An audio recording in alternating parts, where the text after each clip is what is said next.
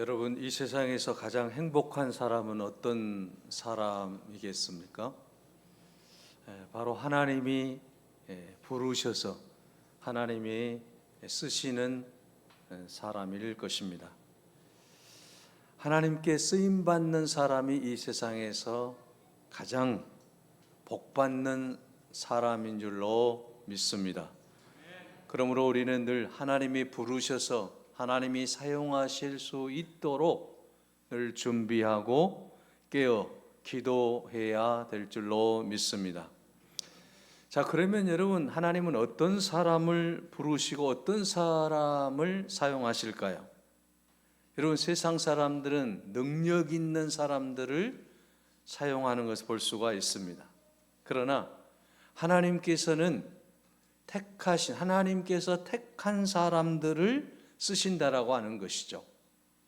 세상은 엘리트라든지 문벌이 좋은 사람이라든지 또는 집안이 좋은 사람이라든지 이런 사람들을 그들의 필요에 따라 사용하는 것을 볼 수가 있죠. 그러나 하나님은 그렇지 않다라는 것입니다. 여러분, 오늘 본문의 말씀 고린도전서 1장 26절에 보면 형제들아 너희를 부르심을 보라. 육체를 따라 지혜로운 자가 많지 아니하고 능한 자가 많지 아니하며 문벌 좋은 자가 많지 아니하도다라고 말씀하고 있습니다. 이처럼 하나님께서 부르실 때에는 여러분, 육체를 따라서 지혜롭고 또 능하고 문벌이 좋은 그런 사람들을 부르지 아니했다라고 말씀하고 있습니다. 우리가 잘 아는 평화의 기도라고 하는 시로 잘 알려진 분이 계시죠. 이탈리아 아시시의 성자인 프란치스코라는 분입니다. 이분이 이제 어느 날 한 사람이 찾아와서 질문을 했습니다. 이분에게, 선생님께서는 그리스도의 영광을 나타내시는 수도사이신데 선생님을 만나는 사람들마다 그들의 삶이 변화가 되고 또 그들의 삶에 놀라운 능력이 나타나게 되는데 그 사역의 비결이 과연 무엇이었습니까? 이렇게 묻자 이 프란치스코가 조용히 이렇게 대답을 했습니다.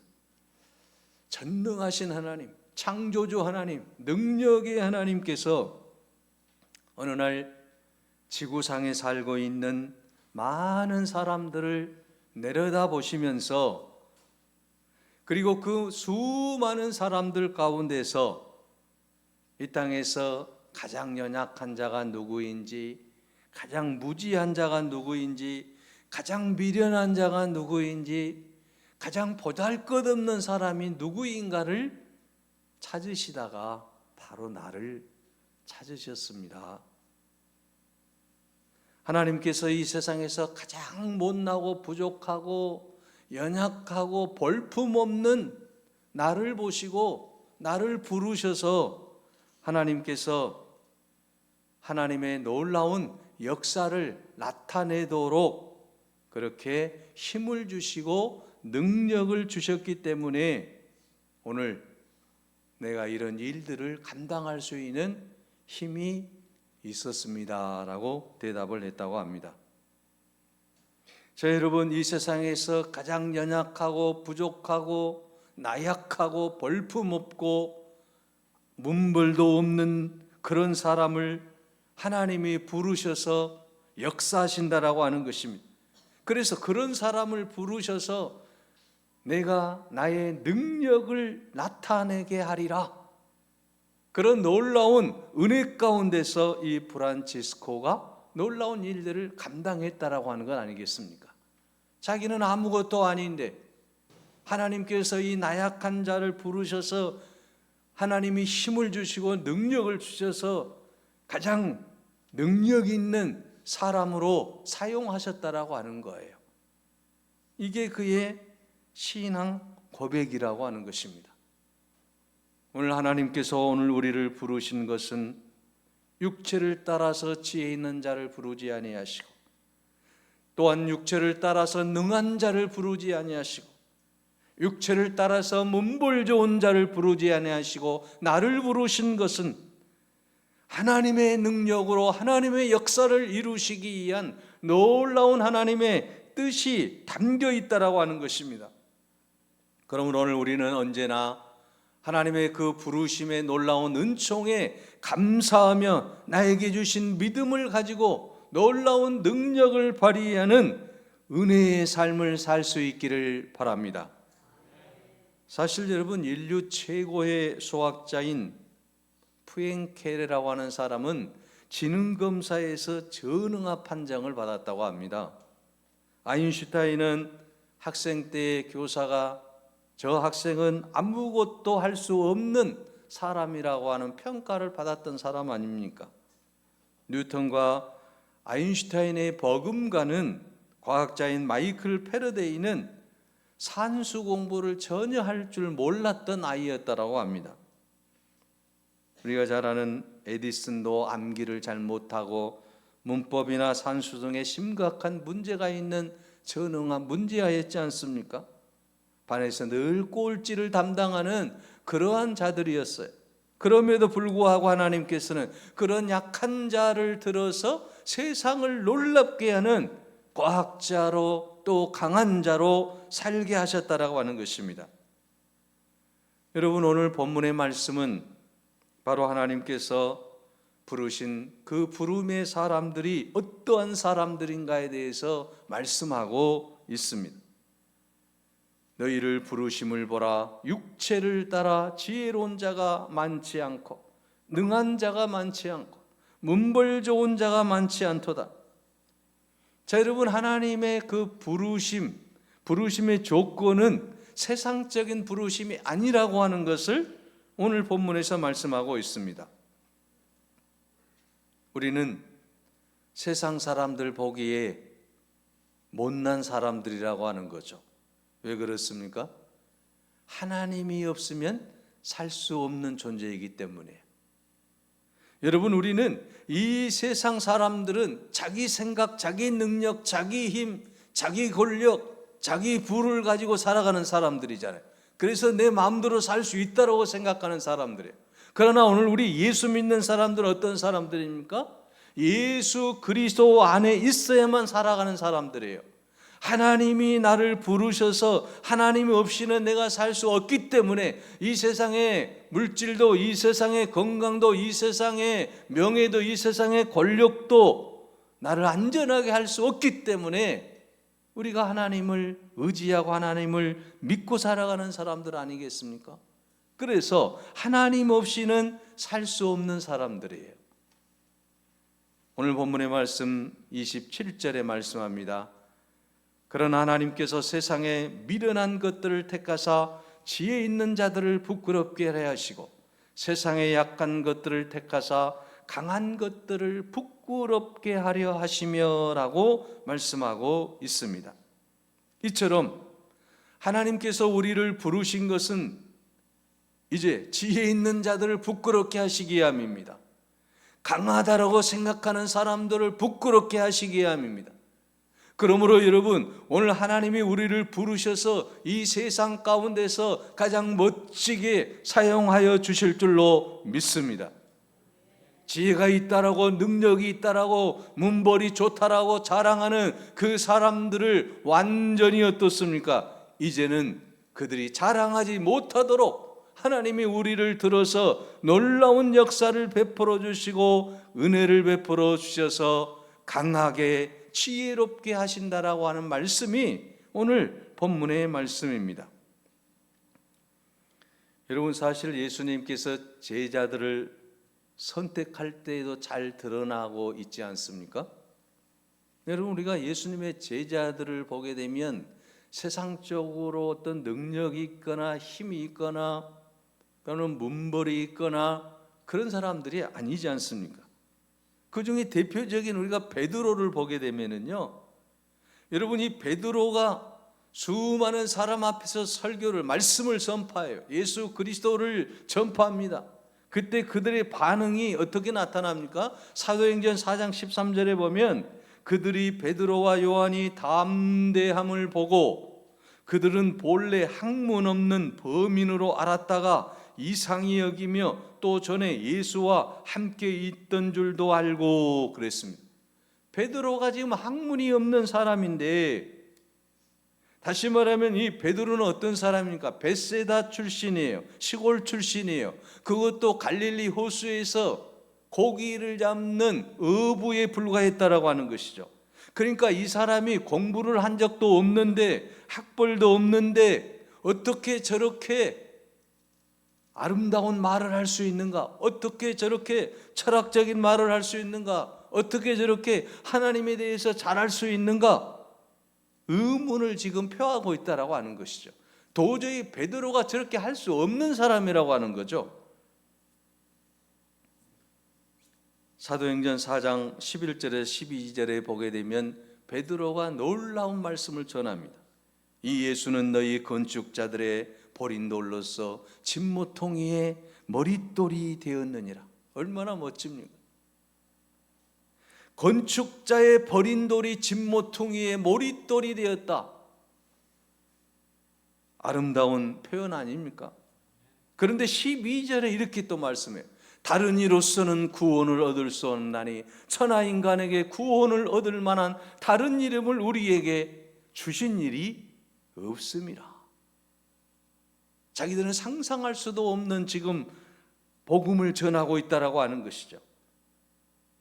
그래서 그들은 베드로가 학문도 없고 공부도 안 한 사람이고 갈릴리 호수에서 고기만 잡는 어부가 어떻게 저런 언어를 사용할 수 있고 저런 말씀을 전할 수가 있단 말인가? 정말 대단하구나. 그렇게 지금 놀랬다라고 하는 것입니다. 여러분, 베드로는 배운 것이 없었지만 예수 그리스도의 부름에 응답할 때에 놀라운 역사를 이루었던 것을 볼 수 있습니다. 사도행전 여러분 9장 32절에서 43절에 보게 되면 루다에서 중풍으로 8년 동안 침상에 누워있는 애니야를 일으켜 세웁니다. 요바에서는 죽은 다비다를 살려냅니다. 엄청난 일이 일어나는 거 아니겠습니까? 사도행전 3장에는 성전 미문에서 앉아 구걸하는 안진뱅이를 일으켜 세우는 그런 역사를 그가 나타냈다라고 하는 것이죠. 그래서 예수 그리스도가 부르심으로 말미암아 정말 세상 사람들이 너는 어부라고 그렇게 손가락질하던 이 베드로가 사람을 낚는 어부로 우뚝 서게 되는 놀라운 역사가 일어나게 되었다라고 하는 사실입니다. 이처럼 하나님은 우리를 부르실 때 세상적인 관점에서 부르지 않는다라고 하는 것입니다. 하나님의 관점에서 부르시고 하나님께서 역사하시고 하나님께서 놀라운 능력을 베풀어 주시는 것입니다. 여러분, 베드로와 반대로 사도 바울이 이제 부르심을 또 받지 않습니까? 사도 바울은 능력 있는 자예요. 세상적으로 보게 되면 힘 있는 자입니다. 권세가 있습니다. 모든 것을 다 갖춘 사람이에요. 그런데 이 바울을 부르실 때 어떻게 불렀습니까? 예수 그리스도께서 다메섹 도상에서 바울을 불러요. 바울은 여러분 본래 어떤 사람입니까? 길리기아 다소 출신입니다. 유대인 중에 유대인입니다. 베냐민 지파에 속해 있습니다. 로마의 시민권을 갖고 있습니다.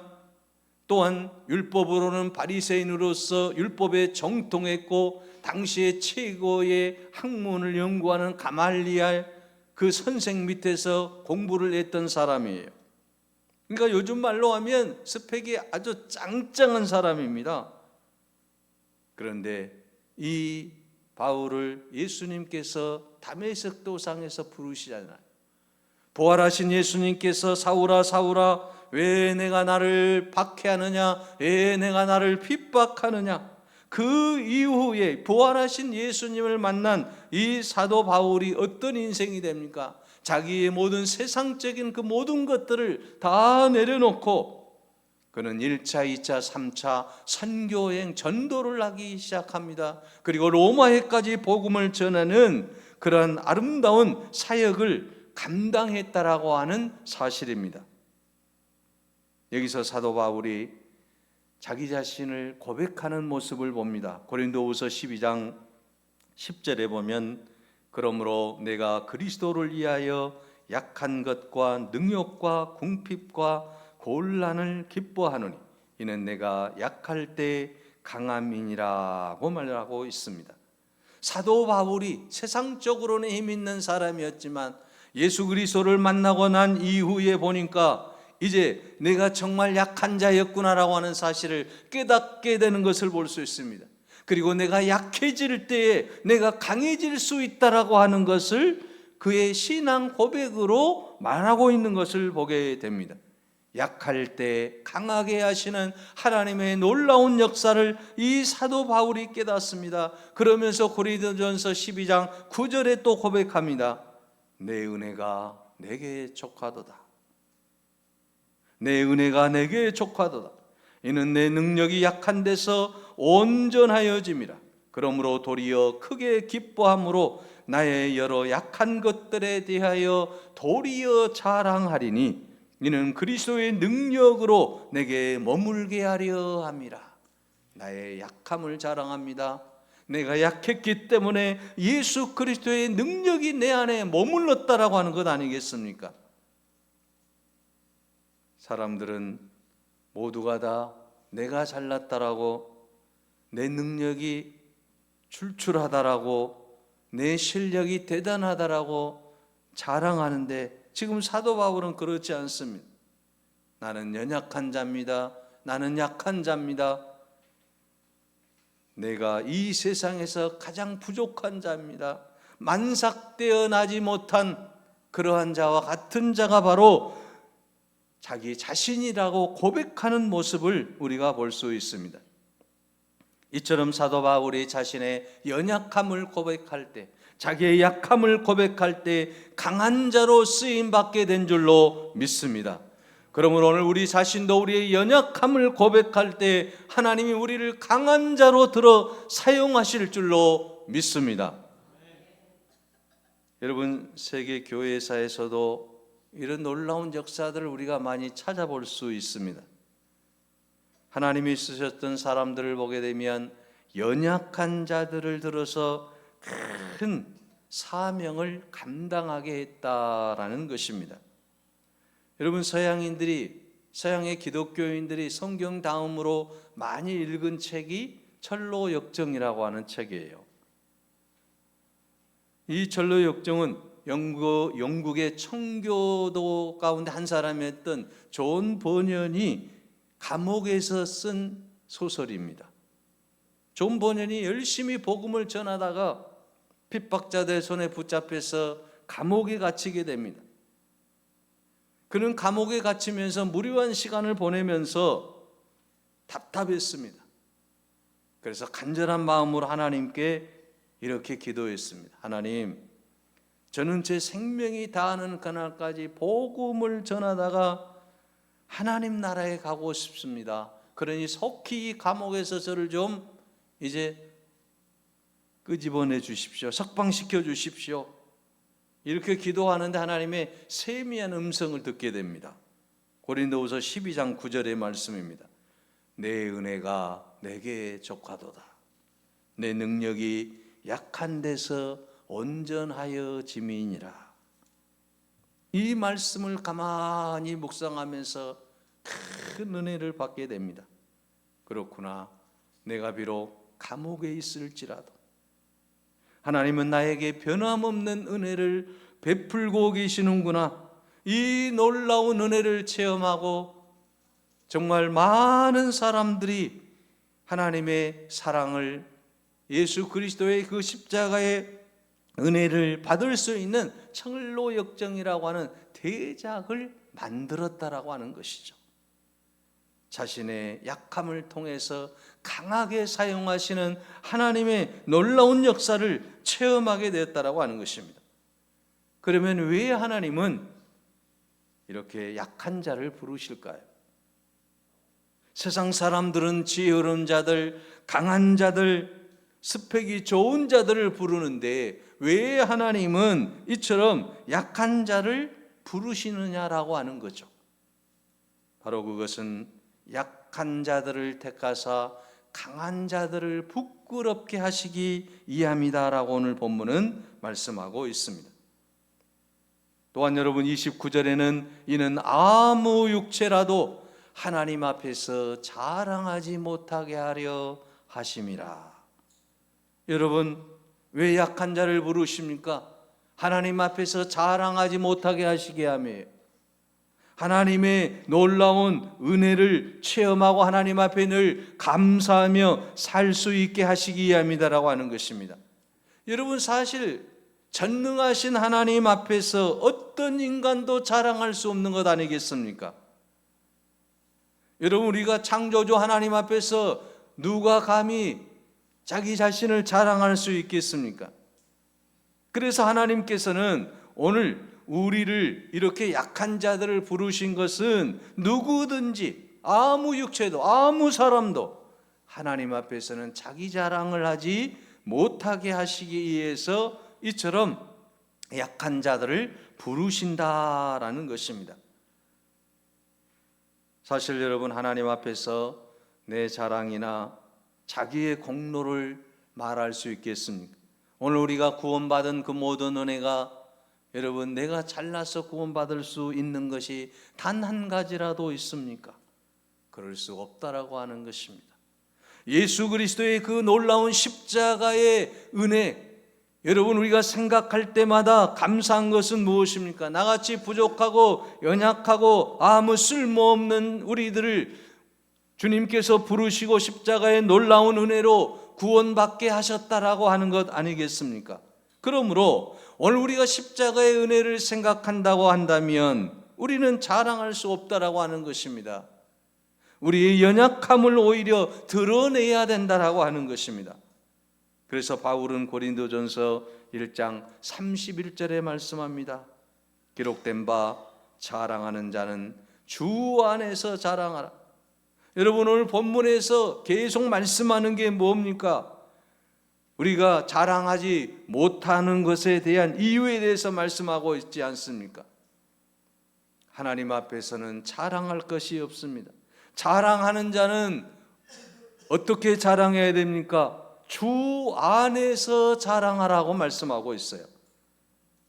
여러분 자랑할 것이 있습니까? 그러면 주 안에서 자랑할 수 있기를 바랍니다. 주님 때문에 내 자녀가 이렇게 되었습니다. 주님 때문에 내가 이렇게 되었습니다. 주님 때문에 주님 안에서 자랑해야 돼요. 내가 잘나서 이렇게 됐다라고 하는 게 아니고 예수 그리스도의 은혜 때문에 하나님의 축복 속에서 우리의 가정이, 우리의 자녀들이, 우리의 삶이 이렇게 되었습니다. 이렇게 자랑하라고 하는 거죠. 주 안에서 자랑하라고 하는 거예요. 그래서 오늘 본문은 늘 우리에게 말씀하고 있습니다. 어떤 상황 속에서든지 이제 주 안에서 자랑해야 된다라고 말씀하고 있는 것입니다. 그래서 예레미야 9장 23절에서 24절에 보게 되면 기록된 바 자랑하는 자는 주 안에서 자랑하라고 했는데 여호와께서 이와 같이 말씀하시되 지혜로운 자는 그의 지혜를 자랑하지 말라. 용사는 그의 용맹을 자랑하지 말라. 부자는 그의 부함을 자랑하지 말라. 자랑하는 자는 이것으로 자랑할지니 곧 명철하여 나를 아는 것과 나 여호와는 사랑과 정의와 공의를 땅에 행하는 자인 줄 깨닫는 것이라. 나는 이 일을 기뻐하노라. 여호와의 말씀이니라고 말하고 있습니다. 자, 여러분 무엇을 자랑하지 말라고 했습니까? 자기 지혜를 자랑하지 말라는 거예요. 자기 용맹을 자랑하지 말라라고 하는 거예요. 자기의 부함을 자랑하지 말라라고 하는 것입니다. 무엇을 자랑해야 되겠습니까? 하나님을 아는 것을 자랑하라고 하는 거죠. 예수 믿는 것을 자랑하라고 하는 것이죠. 예수 그리스도의 사랑을 자랑하라고 하는 것 아니겠습니까? 오늘 우리는 하나님의 자녀로서 우리가 자랑해야 될 것은 오직 우리를 부르시고 우리와 늘 함께 하시고 우리를 사랑해 주시는 하나님을 자랑할 수 있는 여러분이 되시기를 바랍니다. 우리의 모든 삶 속에서 우리가 자랑할 때에는 오직 주 안에서 자랑할 수 있기를 바랍니다. 하나님께서 우리를 부르신 것은 약한 자를 들어서 강하게 쓰시기 위해서 우리를 부르신 줄로 믿습니다. 약함 속에 임하시는 하나님의 능력을 체험할 수 있는 여러분이 되시기 바랍니다. 우리가 약해질 때에 하나님은 나를 통해서 놀라운 역사를 베풀어 주시고 능력을 베풀어 주시고 정말 우리가 할 수 없는 모든 일들을 할 수 있는 능력을 허락해 주실 줄로 믿습니다. 기록된 바 자랑하는 자는 주 안에서 자랑하라. 우리의 모든 약함을 통해서 강하게 하시는 그 하나님을 날마다 자랑하며 사는 우리 모두가 되시기를 간절히 바랍니다. 기도하겠습니다. 세상의 천한 것들과 멸시받는 것들을 택하사 있는 것들을 폐하시고 세상에 지혜롭고 세상에 강한 자들을 부끄럽게 하시기 위해서 약한 자를 부르셔서 오늘 주님 의지하며 살 수 있도록 이끌어 주심을 감사합니다. 날마다 우리의 약함을 자랑하게 하여 주옵소서. 주 안에서 아버지 하나님 항상 자랑하며 살게 하여 주시옵소서. 우리의 약함을 더욱 들어서 강하게 하시는 하나님의 놀라운 역사에 늘 감사하며 나아가게 하여 주시옵소서. 이 세상에서 아버지 하나님 주님의 놀라운 은혜를 체험하고 가장 하나님이 기뻐하는 하나님의 사람으로 우뚝 서게 하옵소서. 예수 그리스도의 이름으로 기도하옵나이다. 아멘.